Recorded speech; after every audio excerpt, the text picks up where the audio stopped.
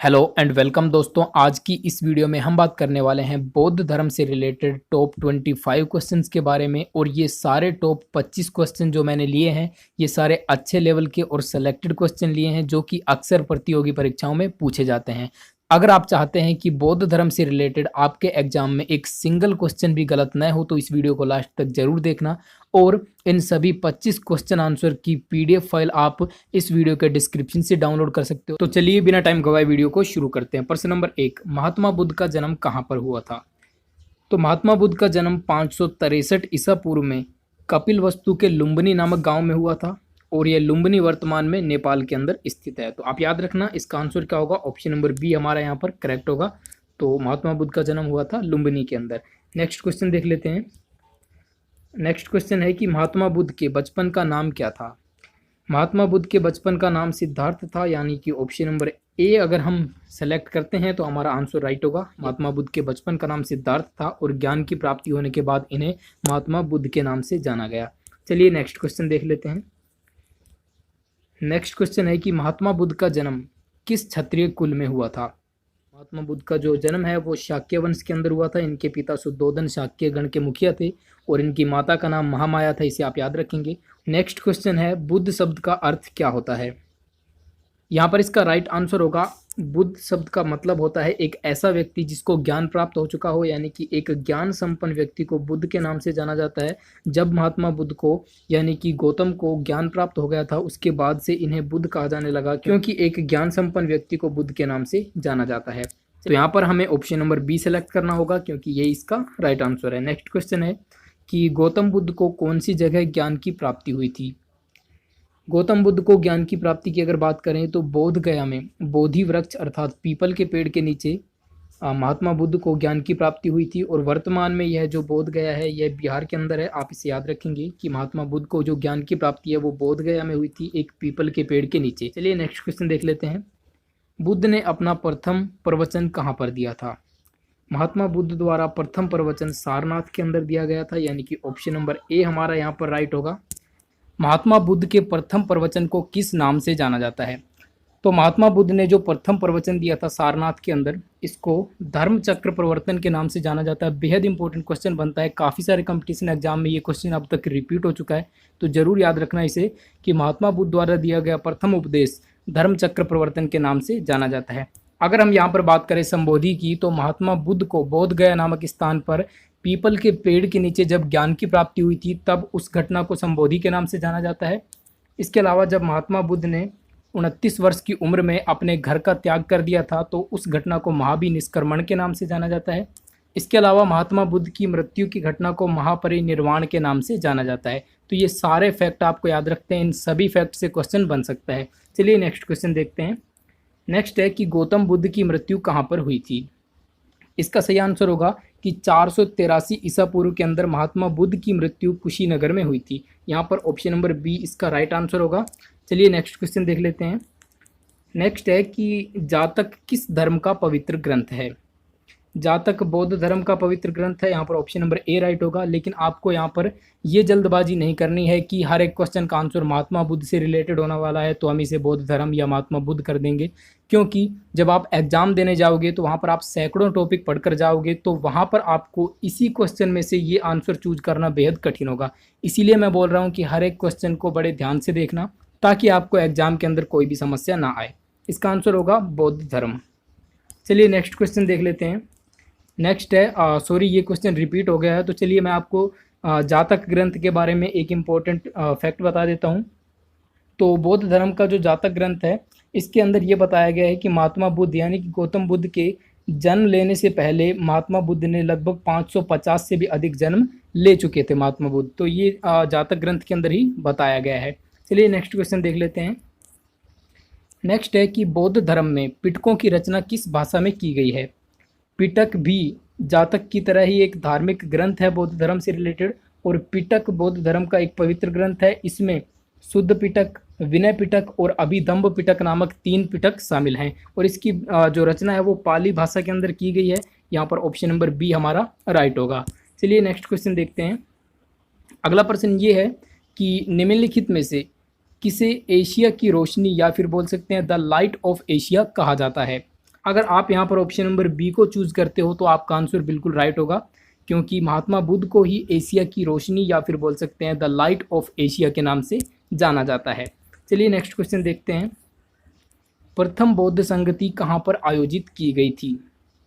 इसका सही आंसर होगा 483 ईसा पूर्व के अंदर राजगृह में प्रथम बौद्ध संगति आयोजित की गई थी। और इस समय राजगृह में शासक था अजातशत्रु। ठीक है, अजातशत्रु जो था वो बिंबिसार का ही पुत्र था, इसे भी आप याद रखेंगे। चलिए नेक्स्ट क्वेश्चन देखते हैं। नेक्स्ट है कि दूसरी बौद्ध संगति किसके शासनकाल में आयोजित हुई थी? इसका सही आंसर होगा ऑप्शन नंबर डी, दूसरी बौद्ध संगति कालाशोक के शासनकाल में आयोजित की गई थी 383 ईसा पूर्व के अंदर। कालाशोक के शासनकाल में ही वैशाली में द्वितीय बौद्ध संगति का आयोजन हुआ था। तो चलिए दोस्तों अगला प्रश्न देख लेते हैं। अगले प्रश्न में हमसे पूछा है कि सम्राट अशोक के द्वारा कौन सी बौद्ध संगति आयोजित की गई थी? यहाँ पर याद रखना, सम्राट अशोक के शासनकाल में तृतीय बौद्ध संगति यानी कि तीसरी बौद्ध संगति का आयोजन हुआ था। और कहाँ पर हुआ था? पाटलिपुत्र के अंदर। इसे भी आप याद रखेंगे कि तृतीय बौद्ध संगति जो है ये पाटलिपुत्र के अंदर आयोजित की गई थी सम्राट अशोक के शासनकाल में। ये चीज़ें काफ़ी इंपॉर्टेंट हैं। अगला क्वेश्चन है, चौथी बौद्ध संगति कहाँ आयोजित की गई थी? इसका सही आंसर होगा ऑप्शन नंबर डी, चौथी बौद्ध संगति जो है ये कुषाण वंश के शासक कनिष्क के शासनकाल में कुंडलवन, जो कि वर्तमान में कश्मीर के अंदर स्थित है, तो कुंडलवन के अंदर चौथी बौद्ध संगति कनिष्क के शासनकाल में आयोजित की गई थी। तो ये जो चारों बौद्ध संगतियां हैं ये कहाँ पर हुई थी और उस समय शासक कौन था, इसे आप जरूर याद रखना, काफ़ी इंपॉर्टेंट यहाँ से क्वेश्चन बनता है। चलिए दोस्तों अगला प्रश्न देखते हैं। गौतम बुद्ध द्वारा अपने धर्म में दीक्षित किया जाने वाला अंतिम व्यक्ति कौन था? यहाँ पर करेक्ट आंसर होगा ऑप्शन नंबर ए, सुबद्ध नामक जो बौद्ध भिक्षु था, गौतम बुद्ध द्वारा अंतिम दीक्षित किया जाने वाला व्यक्ति था बौद्ध धर्म के अंदर। अगला प्रश्न है कि जैन धर्म एवं बौद्ध धर्म दोनों के उपदेश किसके शासनकाल में दिए गए थे? तो ऐसा शासक था बिंबिसार, जिसके शासनकाल में जैन धर्म एवं बौद्ध धर्म दोनों के उपदेश दिए गए थे। इसे आप याद रखेंगे कि अगर बात आती है बौद्ध धर्म और जैन धर्म दोनों के उपदेश की तो वो दिए गए थे बिंबिसार के शासनकाल में। चलिए नेक्स्ट क्वेश्चन देख लेते हैं। बौद्ध धर्म ग्रहण करने वाली पहली महिला कौन थी? इसका सही आंसर होगा ऑप्शन नंबर सी, क्योंकि बौद्ध धर्म जो ग्रहण करने वाली प्रथम महिला थी वो थी महाप्रजापति गौतमी। और ये कौन थी, इनका रिश्ता क्या था गौतम बुद्ध से? ये गौतम बुद्ध की सौतेली माँ थी। इसे भी आप याद रखेंगे कि गौतम बुद्ध की सौतेली माँ ने ही सबसे पहले बौद्ध धर्म एक महिला के रूप में ग्रहण किया था। चलिए अगला प्रश्न देखते हैं। महात्मा बुद्ध के ज्ञान की प्राप्ति का प्रतीक है? इसका सही आंसर होगा पीपल का वृक्ष। जैसा कि मैं आपको पहले ही बता चुका हूं कि महात्मा बुद्ध को बोध गया नामक स्थान पर बिहार के अंदर पीपल के पेड़ के नीचे ज्ञान की प्राप्ति हुई थी। और इसी के बाद से ही सिद्धार्थ को लोग महात्मा बुद्ध कहकर पुकारने लगे, क्योंकि बुद्ध का अर्थ होता है एक ज्ञान संपन्न व्यक्ति। और इस ज्ञान प्राप्ति की घटना को संबोधि के नाम से जाना जाता है, ये भी आप याद रखेंगे। इसके अलावा जो अदर ऑप्शन है इनकी मैं आपको बात बता देता हूँ कि कमल व सांड जो हैं ये महात्मा बुद्ध के जन्म के प्रतीक हैं। अगला जो है घोड़ा, तो महात्मा बुद्ध के गृह त्याग यानी कि घर त्याग करने की घटना को घोड़े द्वारा इंगित किया गया है। और इनके घोड़े का नाम आप याद रखेंगे, कंथक इनके घोड़े का नाम था। और गृह त्याग की घटना को महाबी निष्क्रमण के नाम से जाना जाता है, ये भी आप याद रखेंगे, इंपॉर्टेंट फैक्ट है। और लास्ट हमारा जो फैक्ट बचता है वो बचता है पद चिन्ह। तो पद चिन्ह निर्वाण या मोक्ष का प्रतीक हैं और इनकी मृत्यु का प्रतीक जो है वो है स्तूप। चलिए अगला प्रश्न देख लेते हैं। अगला प्रश्न है, किस शासक ने बौद्ध धर्म के लोगों के लिए विक्रमशिला विश्वविद्यालय की स्थापना की थी? इसका सही आंसर होगा धर्मपाल, यानी कि ऑप्शन नंबर ए अगर हम चूज करते हैं तो हमारा आंसर बिल्कुल करेक्ट होगा। धर्मपाल शासक के द्वारा ही बौद्ध धर्म के लोगों के लिए विक्रमशिला विश्वविद्यालय की स्थापना की गई थी। चलिए अगला प्रश्न देखते हैं। अगला प्रश्न है कि निम्नलिखित में से कौन सा कथन सत्य है?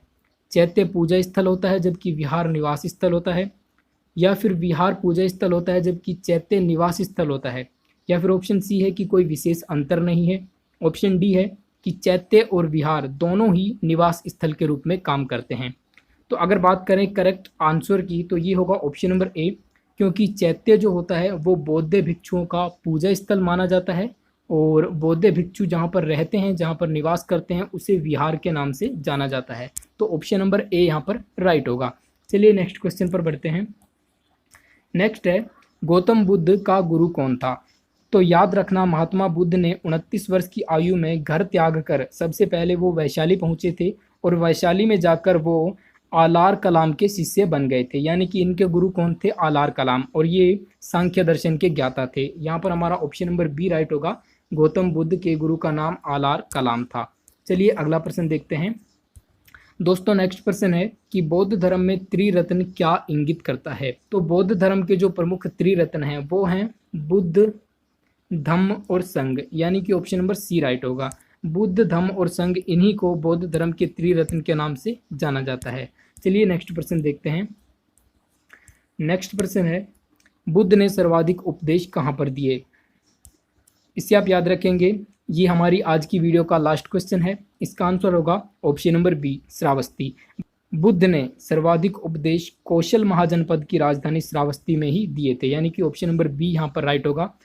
इसके अलावा मैं आपसे यहाँ पर एक क्वेश्चन पूछना चाहता हूँ जिसका आंसर आपको कमेंट सेक्शन में बताना है। तो क्वेश्चन ये है कि महात्मा बुद्ध की मृत्यु का प्रतीक क्या है?